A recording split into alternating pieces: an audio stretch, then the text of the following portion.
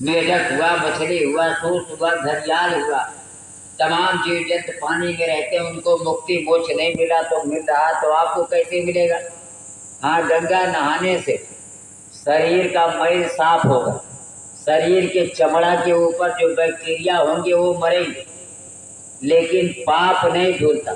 पाप तो जीवात्मा के ऊपर अच्छा बुरा कर्म यहाँ जमा होता, वहाँ पानी जा नहीं सकता। फिर कबीर साहब ने देखा कि ये पूरा दुनिया इतना अंधा है, बावरी है कि पाथर पूजने जा रहा है। दुनिया ऐसी बावरी पाथर पूजन जाए, घर की चकिया कोई नहीं पूजे जिसका पीसा खाए। कबीर साहब ने कहा दुनिया इतनी बावरी हो गई कि पत्थर में भगवान को खोज रहा है, पत्थर की पूजा कर रहा है। कबीर साहब ने कहा है दुनिया वालों, ये जो है पत्थर एक तत्व का, पहाड़ एक तत्व का होता है, और ये मनुष्य का शरीर के तत्व का 5, तो 5 तत्व बड़ा है कि एक तत्व? 5 तत्व बड़ा है ने, तो 5 तत्व का शरीर पाके अगर एक तत्व की पूजा करोगे तो मुक्ति मोक्ष थोड़ी मिलेगा। अगर मरते समय उसी पत्थर की तरफ, उसी मूर्ति की तरफ आशा अगर आपका चला गया तो उसी पत्थर में कीड़ा बन के जन्म लेना पड़ेगा, मुक्ति मोक्ष नहीं मिलेगा। इस नाते कबीर साहब ने लिखा, पाथर पूजे हरि मिले तो बंदा पूजे पहाड़, और घर की चकिया कोई नहीं पूजे जिसका पीसा खाए। कबीर साहब ने उनको भी फटकारा। फिर कबीर साहब ने फटकारा कि कंठी बांधे हरि मिले तो बंदा बांधे कुंदा, अब बैला काहे न करे देखे गटाई में जुआ ठार। कुछ लोग जो है कंठी पहन लेते हैं, सोचते हैं कि हम भगत है, हमें मुक्ति मोक्ष मिल जाए, लेकिन कबीर साहब उन्हों के कहते हैं कि कंठी बांधे मुक्ति मोक्ष नहीं मिले। अगर कंठी बांधे मुक्ति मोक्ष मिले तो बैल के गले में जुआठा हाथ रहता, उसको मुक्ति मोक्ष नहीं मिल रहा।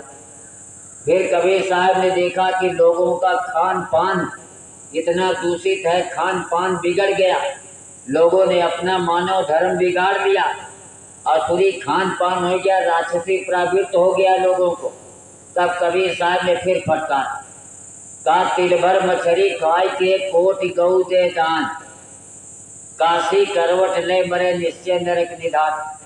का तिल भर मछली अगर आपने खा लिया, करोड़ों गऊ दान कर दीजिए, काशी में जाके कवलवास ले लीजिए, तभी आपकी आत्मा नरक में जाएगी, कोई बचा नहीं सकता। तिल कितना होता? बहुत छोटा होता। तिल भर मछली खाने के बाद करोड़ों गौ दान कर दीजिए और काशी में कवलवास ले लीजिए, तभी नरक जाना है। गोस्वामी जी महाराज ने लिखा कि मीन मांस जो करे यहारा 64 जन्म गिद्ध है अवतार।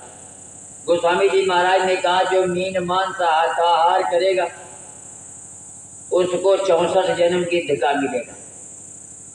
फिर कबीर साहब ने लिखा, नदी किनारे गैया मर गए चुन चुन मछली खाई, अब वह मछलिया हिंदू खैले कहाँ गई हिंदू आई, और दोनों जली रहिया भुलाई गईला मोरे भाई।